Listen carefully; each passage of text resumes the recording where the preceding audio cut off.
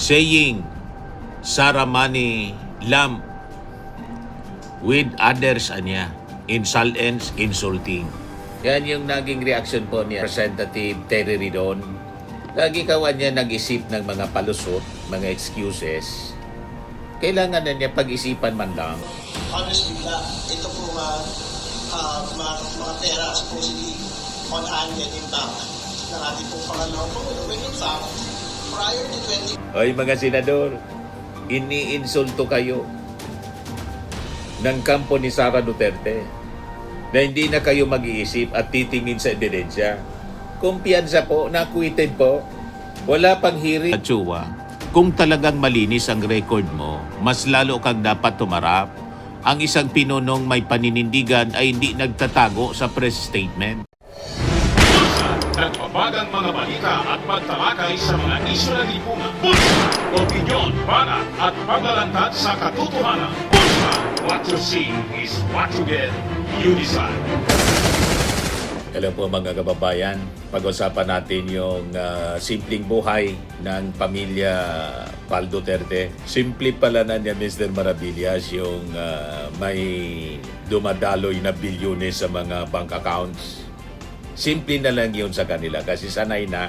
Ganon lang yun. Pag sanay ka na sa bilyones po, nagiging simple na lang.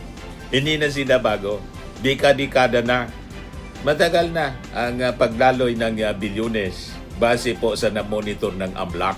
Simple lang po sa pamilya Pal Duterte ang gumastos na 150 million pesos na attorney's fee para kay Kaufman. Di ba? Hindi po iniinda ang paggastos, mga kababayan ng pamilya Pal Duterte. And in fact, gusto na naman po nga na mag-world tour ni Sara. Kaya iba-iba yung reaction po ng ating mga kababayan at siyempre ng ating mga congressmen. Yan sabi ni Terry Ridon, saying Saramani Lam with others anya insultants, insulting. Yan yung naging reaction po ni Representative Terry Ridon. Lagi kawan niya nag-isip ng mga palusot, mga excuses. Kailangan na niya pag-isipan man lang kasi yung palusot napakababaw po. It is insulting to treat Filipinos as fools. Harap-harapan na pang-uto. Pakinggan natin yung interview kay Terry Ridon, mga kababayan.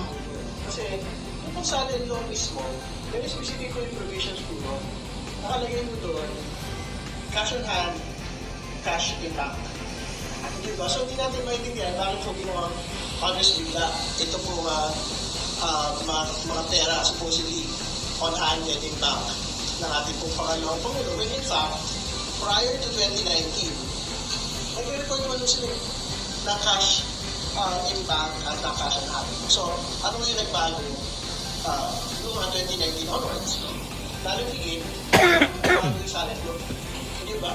Pareho naman yun which requires a line item for cash deposits and cash on hand. So, hindi lang nila yung palusot. Huwag ko nilang gawin bobo yung mga tao. Ito naman yung sabi ni Congressman Joel Chua. Parang script ng vlogger na nagkakalat ng fake news. BP Sara, binanata ni Representative Joel Chua sa press release na parang script daw ng vlogger sa impeachment probe. BP Sara's press release, like vlogger script, not real answer to impeachment issues, sabi po ni Chua. Chua said, Duterte's 4-page statement resembled a vlogger script anya, filled with diversion but lacking direct responses to accusations, including alleged unexplained wealth. Hindi talaga kaya niyang ipaliwanag, mga kababayan. Paano niya yan ipapaliwanag? Yung dumaloy na bilyon-bilyon. Pagkatapos, walang cash. Pero lumobo yung salen. Pero ang cash on hand, cash on bank. Tapos sa latest na balita, mga kababayan ngayon, sabi dito, BP Sara Camp confident of acquittal if impeachment reaches Senate. Pag nakaabot niya na iakyat sa Senado, tiwala kami, sabi ng abogado ni Sara, si Michael Poa, na ma-acquit si Sara. Hindi nga masagot sa Congress. Pagkatapos, ma-acquit sa Senado. Ang ibig bang sabihin, yung mga senador naniniwala sila, boboto for acquittal ni Sara without thinking. Iniinsulto po kayo mga senador. Di ba pang-insulto yun sa mga senador? Pinalalabas hindi natitingin mga kababayan sa napakabigat na ebidensya. Hindi nga kaya ni Sara humarap sa Congress para sagutin yung napakabibigat na mga ebidensya. Pagkatapos, sasabi ni Michael Poa, pag anya naakyat sa Senado, itong impeachment, siguradong anya kami na acquitted si Sara. Harap-harapan po itong pag-insulto sa mga senador na hindi na po titingnan yung ebidensya, ang titingnan yung politika. And sabi ni Michael Poa, yung abogado ni Sara, hintayin nila kami na kami naman ang magpresenta ng ebidensya para pabulaanan ang lahat ng lumalabas laban sa Vice Presidente. So bakit hindi nyo gawin ngayon sa harap ng Congress? Di ba? So gusto ninyo, ilatag doon lang sa Senado, hindi sa Kongreso. Kasi yung tingin ninyo, yung Congress, hindi kampi sa inyo. Yung Senado, kampi pala sa inyo. Hindi natitingin sa ebidensya. Ang importante yung Senado, mga senador, kampi sa inyo. Ay mga senador, iniinsulto kayo ng kampo ni Sara Duterte na hindi na kayo mag-iisip at titingin sa ebidensya. Kumpiyansa po, na-acquitted po. Wala pang hearing, hindi pa umaabot mga kababayan sa Senado. Acquittal na agad ang nasa isip mga kababayan ng mga kampo ni Sara. Matindi. Kaya sabi po ni Congressman Joel Sachua, kung talagang malinis ang record mo, mas lalo kang dapat tumarap. Ang isang pinunong may paninindigan ay hindi nagtatago sa press statement. Correct. Puro press statement mga kababayan kasi doon walang cross-examination. Walang rebuttal. Diba? So hindi mga kababayan, sapat ang sagot na umiikot lang sa mga palusot tulad ng ginagawa ni Sara Duterte. Nandun umiikot sa palusot, sa paninisi, at saka pagmamataas. Kapag ang isyu mga kababayan ay bilyon-bilyon ang involved na pera, sal-and discrepancies, at saka posibleng korupsyon, kailangan dito diretso, detalyado, at may ebidensyang sagot. Kung ang tanong mga kababayan ay simple man lang, pero yung sagot paikot-ikot, hindi po siya sagot. Yan ay malinaw na pagtatago at pagsisinungaling mga kababayan. So lahat ng ginagawa mga kababayan na sagot ay hindi man talaga sagot. Non-answers. Kaya po pag pinagsama-sama natin ito, malinaw yung pattern. Iwas sila sa mismong issue. Ang atake nila ginagawa sa tao, hindi sa ebidensya. Technical na palusot, imbes na factual mga kababayan na paliwanag. So ito ang textbook definition mga kababayan ng evasion strategy na ini-employ ni Sara Duterte at ng kanyang mga abogado. Isang taktika mga kababayan na kung saan ang kanilang sagot ay hindi man sumasagot sa mga tanong. O di ba? Mga kababayan, malinaw. Ang sagot ng kampo ni Sara ay hindi man talaga sagot sa mga tanong. Pag-iwas na malinaw mga kababayan, diversionary. So isa-isahin natin yung diversionary na ginagawa ni Sara. Una doon sa aligasyon ni Trillanes. Ano ang sabi niya, no? Sabi ng kampo ni Sara, lumang tugtugi na daw yun. Rehash allegation na niya. Inuulit-ulit lang niya mula pa noong 2016. Pero ngayon anya, may mga bago lang daw na backers. Yung mga kalaban niya sa politika, yung ating Pangulo, si Martin Romualdez, yung members ng Congress. Ganon mga kababayan. So bakit ito mga kababayan maituturing natin non-answer? Hindi naman talaga sagot sa mga tanong. Kasi hindi man po niya itinanggi yung bank accounts na present ni Trillanes. Sa pagsasabing rehash ito, hindi man niya po sinabing direkta na hindi ito totoo o hindi niya sinabi na walang ganitong pera. Inatake niya yung panahon kung kailan inilabas yung issue Sa halip na patunayan, mga kababayan, na mali yung mga bank records na present doon sa Justice Panel, tama ba? Wala siyang dininay. Kung luma na ito, mga kababayan, na sinasabi ni Trillanes at walang katotohanan, ang pinakadiriktang sagot ay yung pagpirma ng bank paper para mapahiya si Trillanes. Ngunit tumanggi siyang gawing ito. Tingnan ninyo si Madriaga. Para patunayan yung kanyang aligasyon, umaabot sa bilyon. Sabi ginamit yon ng mga accounts ng pamilya Duterte. Agad-agad siya pumirma ng bank waiver para masuri. Yan ang nagsasabi ng totoo. Pero si Sara, walang ganon. Mga kababayan na ginawa. So ito po yung classic na deflection tactic na ginagawa ng kampo ni Sara Duterte. Na imbes na saguting diretso kung may billion ba o wala, ang focus niya, mga kababayan, ay ililipat kung sino yung may sabi, kung sino ang nagsabi, at bakit ngayon lang.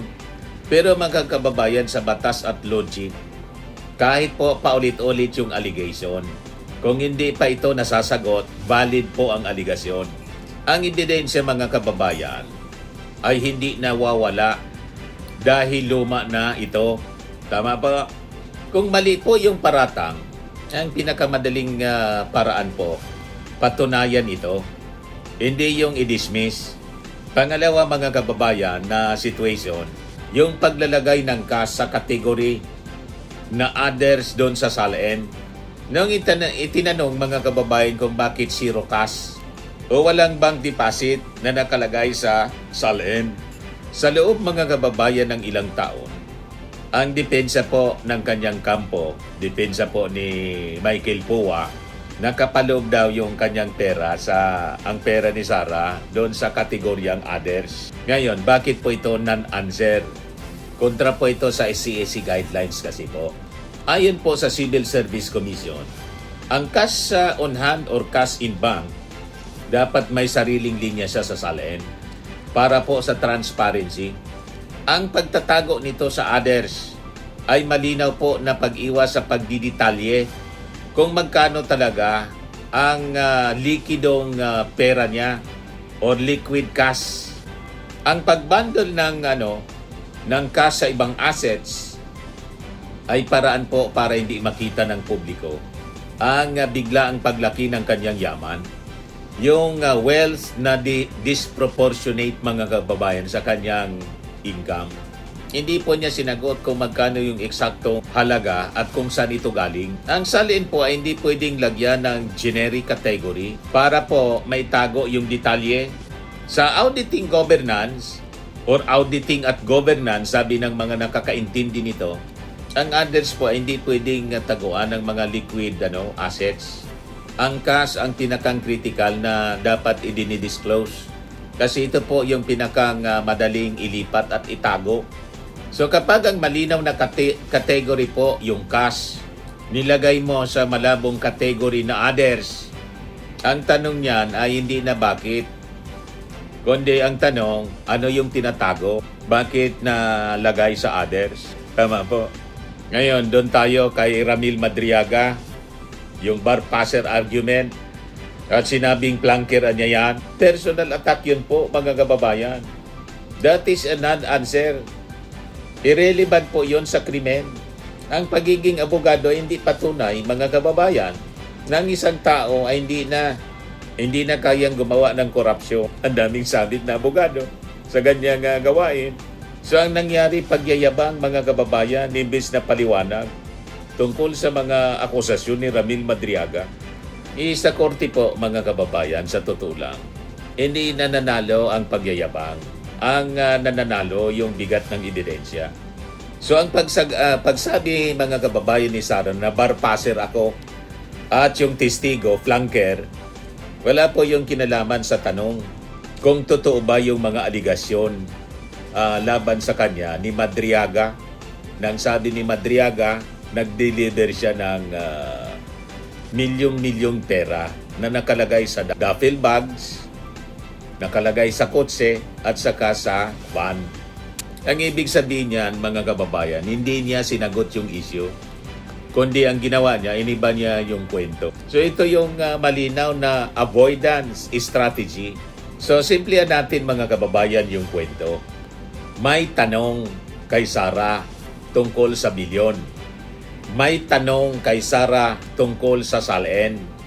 May tanong tungkol sa testimonya. Ang sagot dapat facts. Pero ang nakuha po script, palusot at saka personal attacks. So kapag ang isang public official mga kababayan ay hindi sumasagot ng direkta, umiiwas siya sa transparency tools tulad ng bank waiver, mga documents na dapat i-present, at paulit-ulit pong lumilihis sa mga tanong. Hindi na po ito communication issue. Ito po ay isang accountability issue. At sa governance mga kababayan, ang malinaw na sumagot may maipapakita. Ang iniiwasang sumagot, siyempre may iniiwasang ipakita. May tinatago. Hindi po komplikado ang inihingi ng publiko. Sabihin kung magkano, ipakita kung saan galing yung bilyon na dumaloy sa bank accounts. Mga bank accounts, mga kababayan, na namonitor ng AMLAC. Patunayan po saan napunta. May inflows, may outflows. Hindi alam kung saan napunta. Hindi alam kung saan galing. So kung hindi niya kayang gawin yon, lahat po ng non-answer ay nagiging ebidensya ng isang bagay.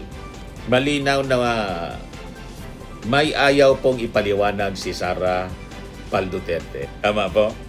Hindi po sagot yung palusot. Hindi po katotohanan ng pag-iwas.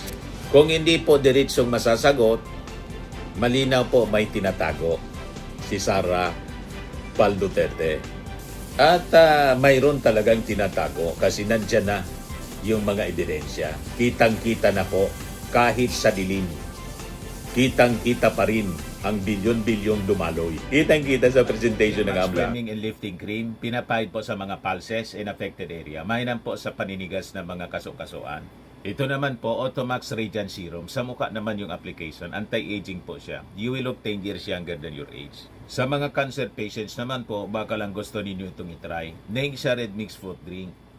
Hindi mo po siya gamot, food supplement siya. Kaya lang, gawa siya mga kababayan sa goji berry. Yung goji berry, may anti-cancer properties. O ngayon, yung mga inquiries ninyo, dumiritso na lang kayo sa aming messenger sa Facebook para masagot namin agad. Ayos pa? Ayos na ayos niya, Mr. Maravilla. Sa mga nagana po ng malinis and spacious fitness gym, pumunta lang po kayo sa aming Colossal Fitness Gym. May Grab car rental din po kami. But anyway, ito po pala yung aming bagong product na binibenta online. I am worldwide amazing pure organic barley powdered drink mix from Australia. Negosyo to ng aking anak na architect entrepreneur Riz Maravillas. Ayan po. Kontakin na lang po ninyo siya, Riz Maravillas on Facebook. Ang mga health benefits niya, boost immunity, improves digestion, enhance energy levels, packed with antioxidants, prevent cancer. Ito naman po yung bago naming product na binibenta online. Eye Glow Serum, whitening po siya. Tingnan ninyo yung epekto sa aking anak na architect before and now. Yung mga inquiries po ninyo, dumiretso na lang kayo sa kanyang Facebook account, Riz Maravillas.